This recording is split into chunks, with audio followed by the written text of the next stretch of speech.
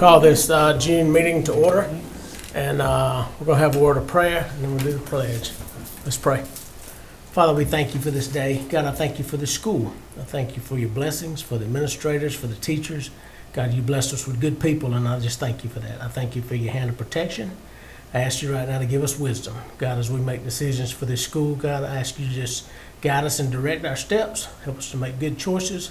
Give us a great night. In Jesus' name, amen. Pledge allegiance to the flag of the United States of America and to the republic for which it stands, one nation, under God, indivisible, with liberty and justice for all.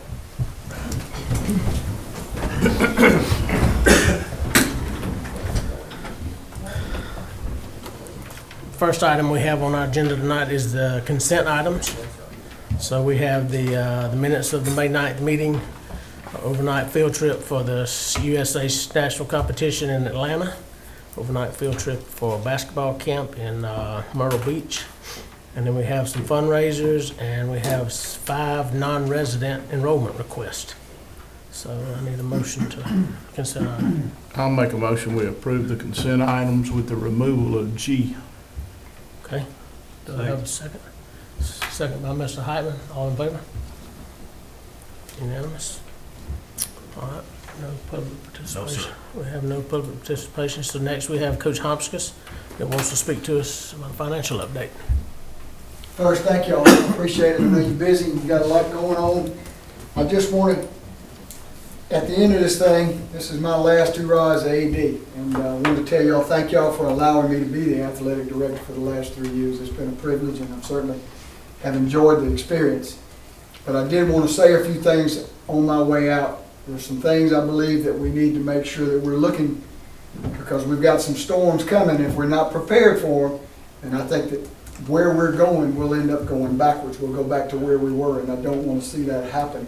I don't have to remind you, but this past year, every athletic program in our school at the high school went to the playoffs except for one, and that was girls basketball. In 2019, only 2 programs went to the state playoffs in Lincoln County. Only 2, boys basketball and football. So there's some changes. And a lot of that is because of the adult population that we have and the guys that we've had in place and the ladies that we've had in place to lead. I know you're only as good as your adult leadership. Our kids are only going to be as good as the folks that are on the bus leading them as they go. I wanted to throw some things at you and let you know real quick. I want to give you a little bit of a comparison. One of my biggest concerns is our middle school and where we're going in middle school athletics, because middle school athletics is the feeder to our high school athletic programs. When I was here in 05-06, middle school athletics was a check in the box, basically. We check the box, let's play 8 basketball games, let's play 8 baseball games. It's not that way anymore. We play midget night football, we travel in football.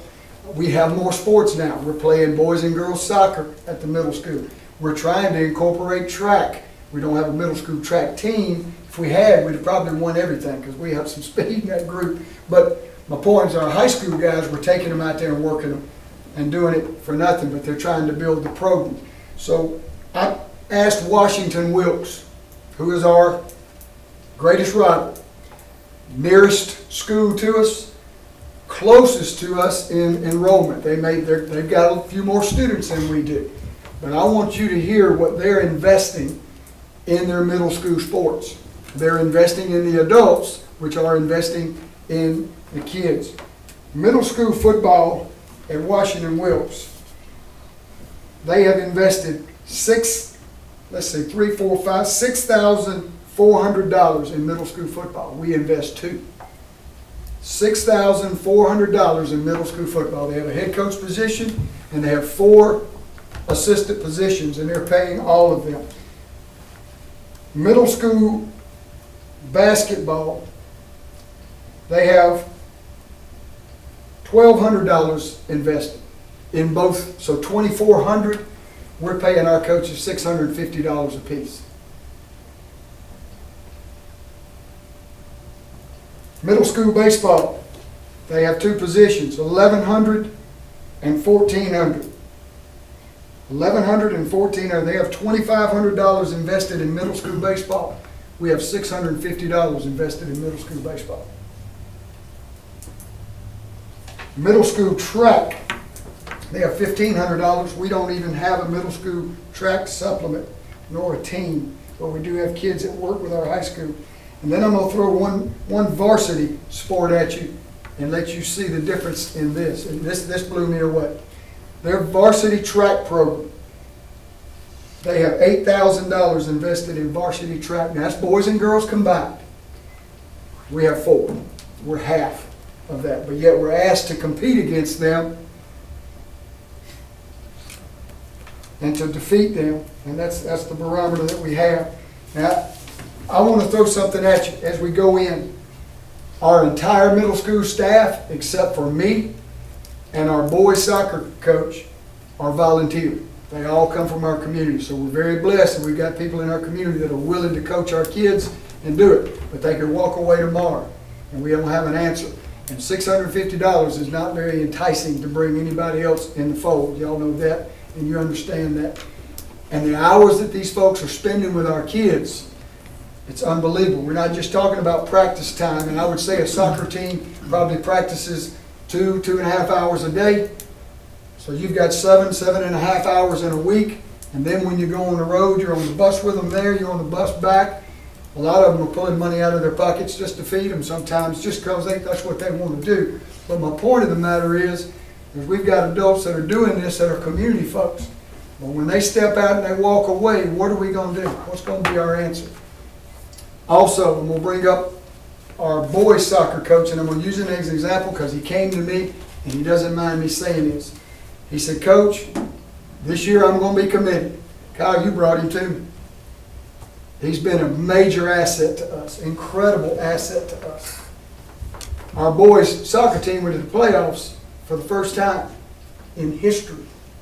All right? It's a pretty big improvement.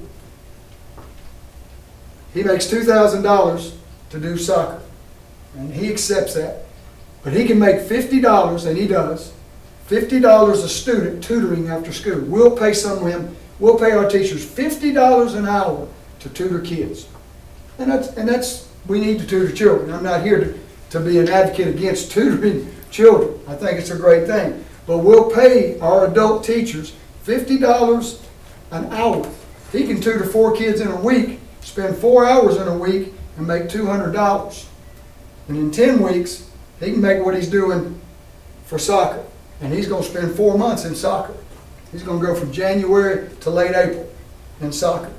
So I just want y'all to understand those things. And he came to me and said, Coach, I tutor all the way up till soccer.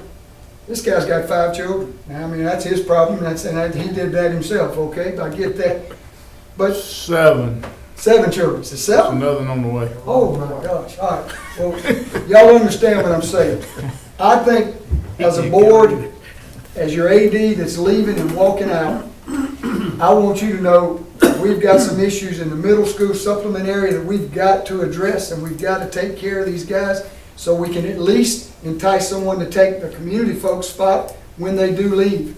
I think that we ought to be trying to be competitive with Washington Wilkes. I get that they have more students, means more FTE money, but we've got to do something to be able to, if we're going to be compared to them and we're going to be held to an accountability with them, and we are, y'all know that, then we've got to find a way to get our adults, and we want to keep quality adults. And here's the thing with Hayslip, I'll use this and I'll sit down. I'm not going to take any more time. Hayslip not going to leave as a teacher. He loves it here. They live here, his family's here, he wants to raise his children here, but he will leave as a coach. And that's what we're going to end up finding. We're going to start losing people that are going to live here and teach. Guys, do you know that I put an email out to the entire school system to try to find a cheerleading coach that would work in our school system? I wanted someone that was employed by the school system so I wouldn't have to have a community coach sitting over there watching them, or somebody coming off the bench, somebody, you understand where I'm going. No one, not one woman in this entire school system emailed me back and said, I want the job. Not one. We have 3 women in our school system that are working with kids after school. 3. So we've got a dilemma And if we can't entice the folks that are in the hallways to coach these kids, what they're gonna do is they're gonna go home and they're gonna take care of home. They love teaching here, they love raising their families here, but they're not gonna coach. And that's gonna get us back to where we've got 2 programs going to the playoffs, and we fight every year to have a different middle school coach. I just wanna make sure that you know that this is a dilemma, it's a problem, and we need to address it. And I sure appreciate you listening. Thank y'all very much. I have a question. Yes, The money, when you said the money is invested in each one of these things, are all those supplements? those That's are what- supplements. This is a supplement sheet. that That's they sent everything me. is- it's They're- nothing else He was but- kind enough, I didn't print it out for everybody because I didn't think she'd appreciate me doing that. It's just But if you want to supplements. see it, I'll give you one individually, I'll be glad to do that. But it does not have the person's name that's receiving the supplement, but it has the position and the money that's allocated. That's for what I that wanted to say. position. When you said it's for each sport, it is just supplement. Yes, but that's just their supplement, yes, sir. When I got on the board 6 years ago, I think our supplements were like 90,000. Does that sound right, Dr. Light? And Washington Wilkes was 145, and we knew we had a problem then, but, We've raised I don't know them up a where it's lot. at. We've raised them a Oh, lot. there's no doubt. They're much higher than they were when I was here in Yeah. 05, 06, there's no doubt. How many community coaches, and this is a hard question probably, do you think they have? I know our middle school, and I know most of the community coaches, how many do you think they use? The Washington, I can't answer that. Yeah, I was just really curious. don't know, and I hadn't asked that question. I would imagine they have a few, Right. but I really don't know. I just know that our middle school, if we didn't have folks in the community coaching, the only answer I have on Dr. Light, and I said, one thing I know is to cancel the program. Well, we don't want to do that. If you entice them more, do you think we have the internal candidates? I don't That know. could fill majority, I know you'll never fill them all, but I'm just, in your mind and what you know as far as, I know when we're hiring, let's say we're hiring someone to come in to teach history. And we walk in there and we say, hey, we've got a soccer opening at the middle school that pays $1,800, or it pays $1,500, or whatever we decide that we can do. That's a lot better than say, hey, would you go coach these girls for 3 months for $650? You know, that's a lot of hours, a lot of time for $650. And I don't think our middle school folks, when I was here in 05, 06, even got paid the middle school coaches. I think Marion Aycock volunteered his time. I mean, we were blessed, but y'all know that times have changed, and this younger generation's not gonna do it. I can tell you that. They're not gonna work for $650, they're not. So anyway. That's 20 grand that you're talking about. is golf on there? That's 20,000. That was just one that I missed. Yeah, I've got golf, I've got it all on Oh. here, and I'll be glad to show it No, that's- to you if you'd like it anytime. I just know that's something new also. And, you know, I'm just gonna remind the board as well, and it wasn't this board, but it was the board that when I came in, but y'all asked me to bring you a want list a year ago. You asked me to bring a want list and things, a need list, and I did. And this is the number one thing that was on that list when I came the last time. So it hasn't really changed. And I'll say this too, I want you to think about our varsity coaches, our 2 basketball coaches, our baseball and softball coaches, and our soccer coaches. Now, our booster club is taking care of their programs in the summer. They're giving them a little bit extra money, good bit, $1,500 apiece, to go do something with their kids. But they're out there doing it for free. None of them on an extended year, none of them on getting extra days, and they're working all summer. It was really cool the other day to walk outside of our gym. We were walking out to go work out football on the outside, and our girls softball team was heading to the cage. They were going there. We had soccer camp going on that night last week. We had baseball team loading up to fix to go play in a baseball game that afternoon. And our coaches are working hard. They want the program. If they didn't want these programs to be great, they wouldn't be spending their summers for free, but they are. And I want us to get ahead of this thing if we can and realize that the only thing we're going to do is we're going to lose quality adults, and if we lose quality adults, then it's going to reflect in our programs. Thank you, Coach Humphries. Yes, sir. Thank y'all for the time. Next item on my agenda is the public hearing for fiscal year '24 budget. Okay. I want to open a public hearing, although there isn't a lot of public here. We want to open the public hearing for the opportunity to discuss the budget. And there is not, at this point, any changes, considering where we're at with the CFO currently. But as things are developing, just to educate the board, the invoices came in on the 4 buses, so that was submitted to the State Department on Thursday, and I had to make an adjustment this morning, and that adjustment was made, so that should return $352,440 through the State Department, so that's a good thing. I also received yesterday at 9:02 in an email. I know the board's aware of this, but I don't know how much has been published, but I'm just gonna read what was said. At the June State Board of Education meeting on Thursday, Superintendent Woods will request that the board authorize the use of $8,751,579 in ESSER statewide funds to provide the one-time $1,000 bonus for school custodians. You remember, as we talked about that, originally that was in the governor's budget, and then for whatever reason, he pulled that out. He also pulled out school food authorities for the remaining cost of the service of reduced and priced school breakfasts and lunches not funded via federal reimbursement. They're adding $6 million, or requesting $6,333,876 of ESSER funds to counter that food service loss as well. Both of those are currently in our budget to counteract that removal. So if that does get approved on Thursday, that's going to help this budget as well. What I would recommend as we talk about our budget issues is, as these things change, as these things improve, we will be making amendments. I would recommend that we approve it as is, because we know where we stand with this budget. We approve the budget as is moving forward. As we get amendments, bringing them back to the board and say, here's the amendments, here's how it got better. Can you go to the next page? I just want to kind of highlight this in my mind. Can you, okay. Make sure I understand this right. So under total estimated revenues, you got $19 million. And if you go down under total estimated expenditures, you have $21 million, which is a negative $2.247 million.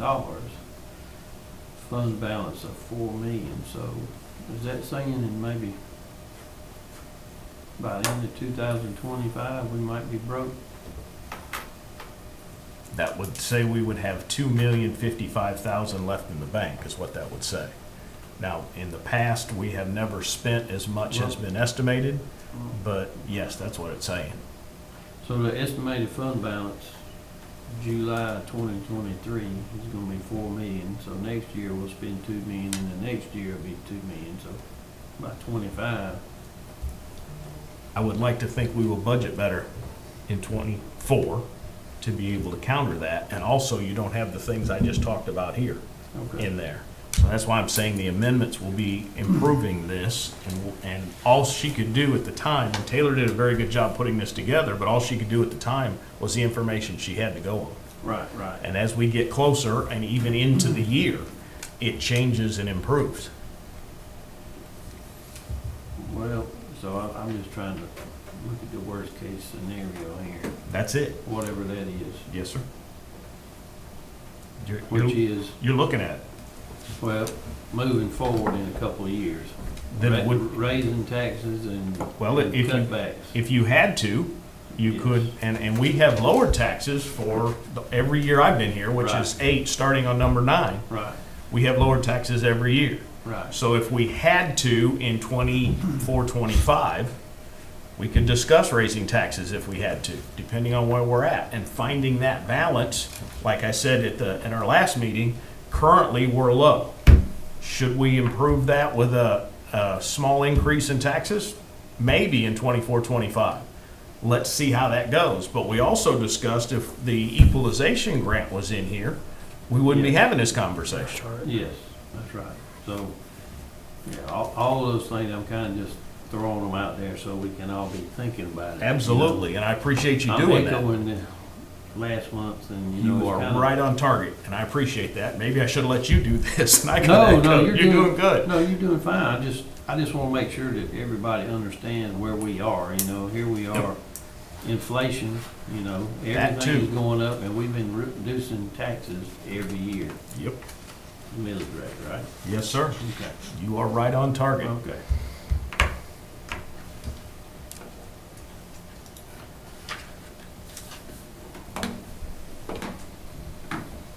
She wanting to make a motion to raise the millage rate. I wanna make a motion to approve it as presented. I'll second. Motion and a second, all in favor? Unanimous. Thank you, guys. The next item is approval of the tentative fiscal year '24 budget. We just did that. I'm sorry. That's all right. Jump to number 9. Yes. Now, Set the currently, date we of the have call that. meeting. Go ahead. Well, all I wanted to do was make sure that was still good, because we talked about that in the meeting before, and everybody was okay, and someone was checking their paper calendar. Yeah. And I just want to make sure we're good for the 20th. It's the It's a 20th week at from 8. today at 8:30, right? That's right. 8:30 in the morning, yes, sir. Right, But 20th at I sure 8:30. didn't want to just blow by it and expect everybody to show up, so I'm trying to be Yeah. better at communicating and working on Yeah, trying to help I everybody. think it's Yes, Tuesday sir. morning, 8:30. Tuesday morning at 8:30. Yeah. You good with that on the Sure. 20th? Okay. Do you mind voting on that, just so everybody hears not. that that's voted on and I do approved? not. I need a motion. I'll make a motion. I that we- second. Motion by Mr. Madison, second by Mr. Hyman. All in favor? Okay, perfect. Thank you, thank you. I told him I was letting know if I couldn't come, Next item I just is, want to make sure. so you do it right. next item is our pre-K calendar change request. The elementary school, and I think everybody's aware, but Miss Goldman is hurting right now with her arm, so she's not able to be here. But Miss Goldman and her pre-K teachers submitted a request to what is commonly known as DECAL, which is Georgia Department of Early Care and Learning. They are the supervisors over pre-K. Now, we overserve our pre-K kids by 12.86 extra days. Now, that's not a bad thing. We love our kids and want them to get as much education as they can. But in overserving our pre-K kids, we also overtax our pre-K teachers because of the amount of information and data entry that they have to do for DECAL. What the pre-K and Ms. Goldman presented to DECAL was to reduce the days for pre-K by 4 days. In fact, they want to reduce the 4 half-days that are currently on the calendar, which is October 6th, December 15th, March 8th, and May 22nd. As opposed to those pre-K students coming to school on those half-days, our pre-K teachers only would have a full day of planning on those 4 days, which would allow them to meet with the children's parents, would allow them to get a lot of information entered. It would be a removal of 4 days for pre-K kids, but we would still be overserving our pre-K kids by 8.86 days. DECAL has approved this. Since it's a calendar change, the board has to approve it as well. I think it's a very smart thing to do for our pre-K kid, or for our pre-K teachers. I just want the board to approve the calendar so we can share that with pre-K moms and dads so they don't drop them off on that first morning of October 6th. Do any of the pre-K kids use our transportation? Some do, yes, sir. So do the remainder of the school, is that half days for them also? It's a half day for all of our kids K through 12. Okay, But okay. just pre-K will not come to school that day. So everything will be normal except for pre-K. So it'll be a formal letter sent. Yes, to sir. the To each one of them, yes. to us. Yes, each one of them. And a phone call is what I was promised, because I don't want them to show up and say, why didn't I get notified? That's not fair to them. Plus, we want to do it far enough in advance that they can take care of daycare, because pre-K need someone to watch them that day. And you said again, it was approved by DECAL. Yes, sir. It was approved by That DECAL has to be first. submitted to them first. Yes, before and it ever was, comes. before it could ever come to the board. Now, the board could say no, and then we would still have the days, but DECAL approved it first. Somebody will show up. That wouldn't surprise me, but we're gonna try to eliminate that, so. I make a motion to approve the recommendation that you have made. Second. Motion by Mr. Heitman, second by Mr. Madison. All in favor to approve pre-K? Unanimous. Thank you all. Next item is our high school handbook changes. We have a couple of additional high school handbook changes. Just wanted to get these in so that there wasn't any question on the board's part nor on parents' part.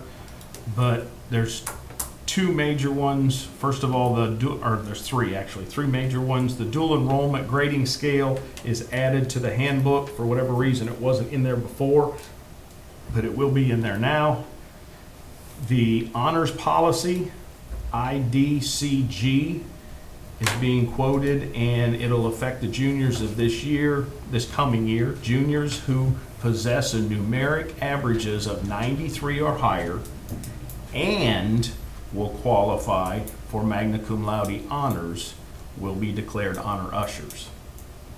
We want everybody to be aware of that, to be an honor usher, and then the dress code additions is for the change in clothes if you have a dress code violation. In the past, that change of clothes wasn't on there. It was always acted upon, but it just wasn't on there, so we're trying to add that so that's point of clarity.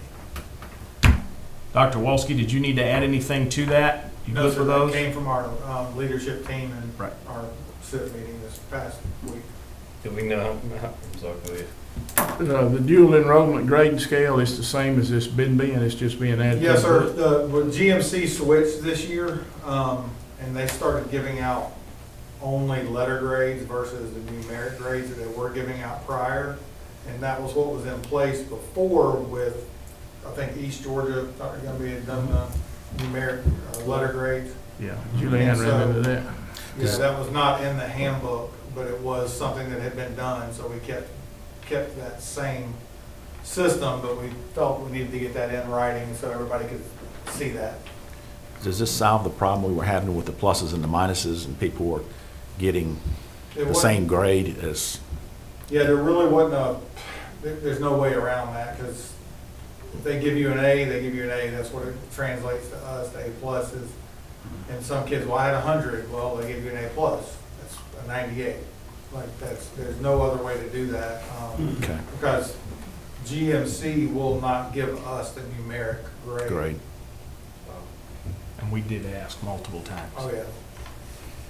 Yeah, I can go. So you got a 98, a 95, and a 93? I mean, or is that how the plus, regular, and minus? Yes, That's how they do it? So, yeah. Or it is 92? what it And the is. kids will have a numeric grade all the way up to the end. And then you just You know, Rex's daughter's prime example. She had 100, she got a 98, she got an A plus. And it brought average down. I know I'm not supposed to talk, but that 95 brought average. So, I mean, there's no other way to do that, and that's done across the schools I've been at since dual enrollment really came into play in 2014-ish, is when it really started going, and I don't know any system that's come up with a better way. I had a lot of suggestions, but opens up still for a lot of questions. What is the change in the juniors possess 93? What's the Well- difference in what it used to be? This junior bunch is the first group that has the 3 levels where they can graduate with honors. Okay. But in order to be an honor usher, to be down there on the field, you have to be the higher level, highest level, Oh, the high, okay. highest level. of Okay, academics. okay, that's what I'm trying to understand. It's a shame that they do that because it would discourage your top students, that 1, 2, and 3, and 4 position from enrolling in GMC. And we've got a lot of kids this year for the first year, since this was the first year GMC did it, are questioning, well, I should have just stayed in AP, or I should have just stayed Exactly. in this and gotten my 100 and my 10 bonus points. And I think until GMC realizes a declining enrollment because they go back to AP, then they're gonna leave it alone until they get forced, I believe. Because we've asked multiple times and had conversations with the leaders of the grading department at GMC. I have twice, I know you have at least twice. We're talking, now, a kid who is in dual enrollment though, and gets that, gets the A+, they get the 98, they still get the 10 points added. For GPA purposes, so that would be 108 added for their GPA. But you still may have a kid sitting there at 110. Yeah, but usually who they're competing with. Yeah, so you got two students, one makes a 99, one makes a 98, and they both get 108, right? Yeah, they would, absolutely. Yeah, so- Absolutely. Yeah. Well, when they're grading, they have to grade it on a numeric scale, don't they?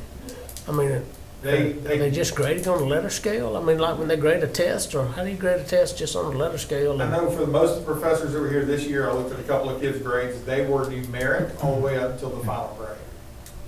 And that's what I don't get. I mean, We didn't either, and we talked to them, and one of the professors told their kids, well, just take them a copy of your screenshot of your grades. I don't know if that's your final grade, I don't know if what you got, I don't know if you doctored that up, that's asking a whole lot for us to get into with that. It's a problem. I don't think if they see a decline, like you're saying, though, it's going, It'll make a difference. they'll have to do something. Right. To make some And I've adjustments. talked to multiple people, and I haven't seen this is pretty much the way that you have to do it. Everybody does it. I don't say you have to, but I haven't seen a different way that they go, hey, man, that makes a lot of sense. But most colleges, or a lot of colleges, are starting to go to simply alpha Numeric. grades. They're not giving numeric grades anymore. It's tough to decipher. Mhm.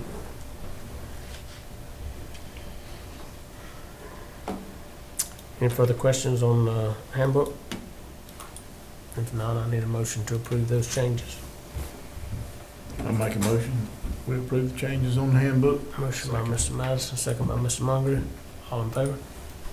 Unanimous. Next item is a CNA presentation. CNA is a comprehensive needs assessment. Dr. Gumby did a real good job running that for us this year. Of course, all of us were present, and in fact, Mr. Mongeru got to enjoy it for the first time, and I hope it wasn't like going to the dentist, but you did say you learned a lot. I did. That's a good thing. Dr. Gumby, if you don't mind, if you'd run us through this. Yes, sir. I was gonna say, I don't know about enjoyment. Sometimes it can be a little dry, but again, it's a lot of information. The desserts were good. Yes, we'll continue to have those. So why do we do this every single year? And we just gather a lot of information, a wide range of information, and then we just put all those pieces together and try to come up with the best plan for our district. It's all about making decisions. So once we get all this information, then we make decisions and find out what's most important to improve student achievement and academic excellence. So we start off, leadership team, we met in March, and we sat around this table, and we have tough conversations. And we don't always agree, but at the center is always students. Because again, Dr. Walski wants everything from the high school, Ms. Burton wants middle school, but we have to come and say this is a district. What is best for the district? So we spent about 4 or 5 hours that day and went through a lot of data and a lot of things, and then we presented all of that information on April 24th and May 1st to the team. The team is composed of business people, board members, teachers, district leaders, just the whole community coming together and trying to find out what's best for our district. And then those 2 days, the 24th and 1st, they actually rated the standards. And then tonight, which is still the wrong date, we have the presentation. This is one of my favorite slides. When people say everything needs to be equal, okay, so this is equal. Everybody has a credit. Look at this child. Equality says I need to look at the needs of the child or the person. This particular child, even with the one crate made equal, he still couldn't see. This person didn't even need it. So that's when we look at our students, our SPED students, our gifted students, and we have to do what we call what's best in equity for all kids, so that they all can enjoy the same playing field. This is our key. As we go through this presentation, you'll see these acronyms, and this is what they mean, and we'll go through it later on to kind of show you. All right, this in red is what we have to improve. Okay, we're gonna go through each one of these real quick, and you see at the center the whole child. That's what we try to master. And then the things in green are what or how to improve. So what to improve is in red, and how we're gonna improve it in the green. And I'm trying to rush through this, so I don't, if you have any questions, just let me know, but I'll kind of keep moving. All right, so the first system is coherent instructional system, and that's just basically what we teach and then how we're going to teach it. It is made up of planning, delivering, monitoring, and refining. So planning, of course, is teachers have to decide what kids should know and what they should do. The delivery of it is when they get in there, how to introduce it, and then provide them feedback. And then monitoring, we go back through, if it didn't work, if it did work, what are you going to do now? So when kids don't get it, teachers have to say, hey, I need to do something different. They just can't keep moving. And so they constantly monitor what they teach and what they do in the assessments. And then refining is just doing it all over again. Those same things, planning, delivering, and monitoring. So these are the ratings. Each team, we had 4 teams that day, and they had to rate the district, and the top level was exemplary, then operational, then emergent, okay? And as you can see, this is our FY24 rating. So this FY24 is based on these ratings here. And if it was half and half, I kind of put exemplary and operational. So this is last year and this is this year. So our district is operational according to the team, which is good. That means we're doing what we're supposed to be doing in coherent instruction. Effective leadership is putting the right leaders in the right spot at the right time. Make sure you have the leaders on board, making sure that we have an effective system moving forward. All right?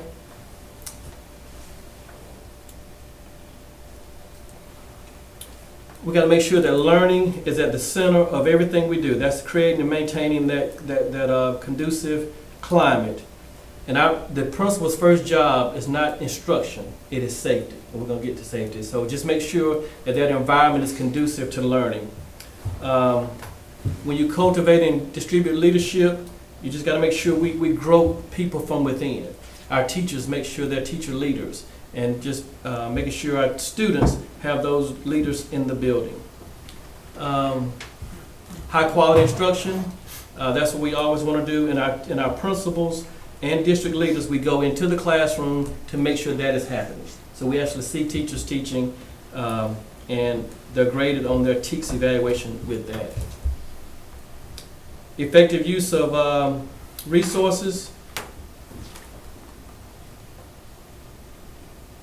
We have to make sure that the school has what it needs in order to address all students of diverse backgrounds. And then we'll always continue to try to improve by providing professional learning. Okay? And these, as you can see, we were rated exemplary in a lot of these categories, 6 out of 10. So that's awesome that the team thought we were exemplary in effective leadership. The 2 emerging, I did want to bring that out because you just met yesterday, and that bottom one here is a vision and mission. And so you guys are already there for next year, and we definitely hopefully will be operational or exemplary next year because you guys are now looking at the mission and vision of our district. Statement was made that we didn't have one because it says purpose and belief.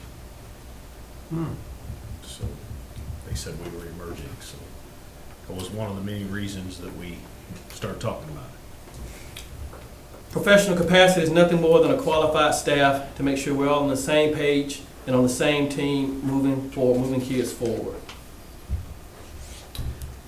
Mr. Williams in Title II and our local staff development does a great job with attracting, developing, and retaining our staff.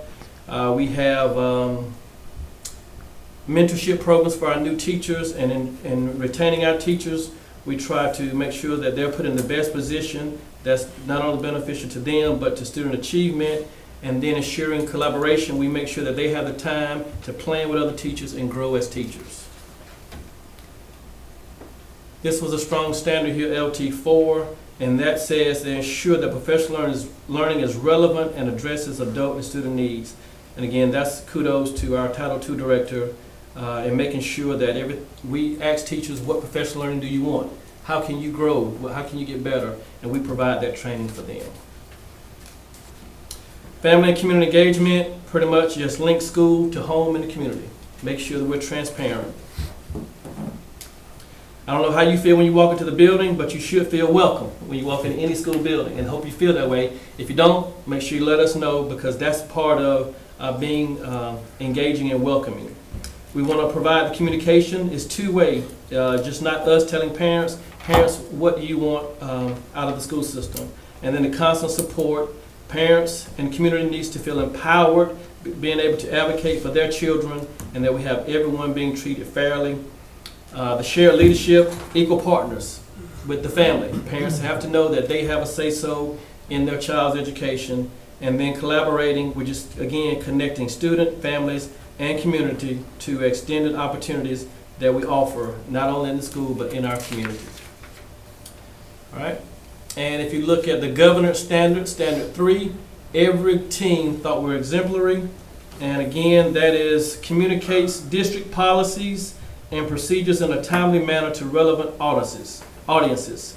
We have a phenomenal district team leads who provide social media input. Our website is always current and up to date.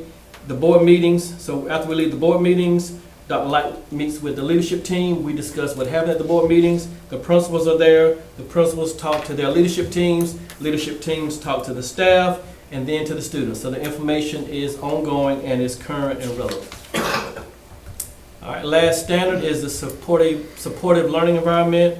We just want everybody to know that they're participants and that we are willing to bend over backwards and put the energy and effort into making sure that students are top priority. And we do want to talk a little bit about PBIS. I want to make sure I take that bad taste out of your mouth of PBIS. For the last couple of years, Dr. Light has allowed us to tailor PBIS to how we see it needs to be ran in each school. PBIS for me is we tell students how we want them to behave from 7:30 to 3:30. We can't control home, but from 7:30 to 3:30, we can teach them the expectations of what we believe should happen in our school. So that's the power tool that we have here. And it's not a lot of prizes and all those things anymore, but PBIS is a big part of our supportive learning environment to making sure we meet the whole child, their needs. And again, this is our SPED kids, our ESOL kids, our tiered kids, gifted kids, all our kids want to meet their individual needs. And again, here are the ratings from the teams. All right, so after the CNA, what did we do? The principals and leadership teams, we have determined our root causes, and we've set some goals, and we have action steps to reach those goals. The principals have selected the interventions they want to use, what software program do we want to use to help kids, what teachers or personnel and technology to make our goals achievable. The district has district improvement plan already. We have 2 goals that we want to try to reach by the end of the school year, and each team school improvement plans are complete. So school improvement plans leads into the district improvement plan.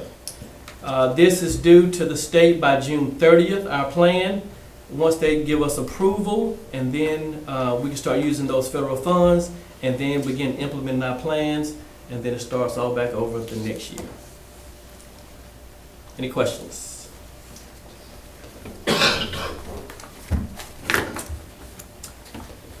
I did give you the 5-minute version of it, so it's a lot of information. As you scroll all the way down, in case you're curious who was invited for the 2024 annual district-wide event, that gives you the list of who was on the teams. Now, not every one of those people attended, but every one of them were invited and had the opportunity to attend.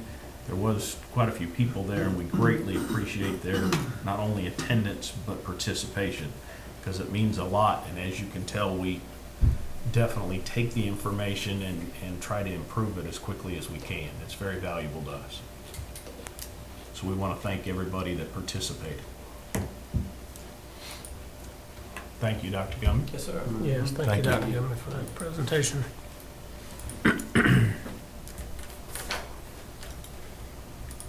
Anybody have any questions about that before we move on?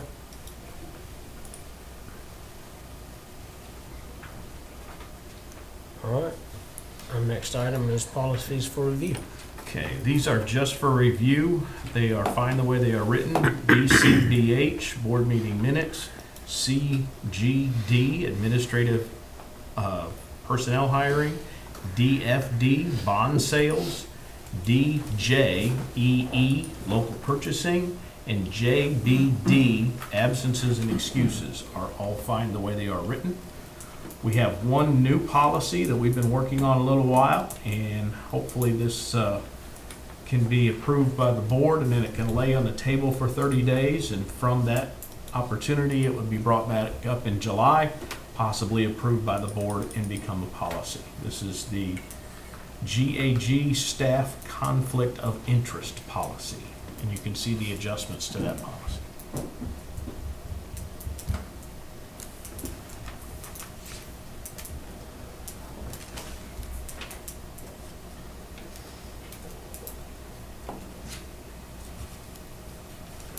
I'll make a motion to approve the new policy as presented.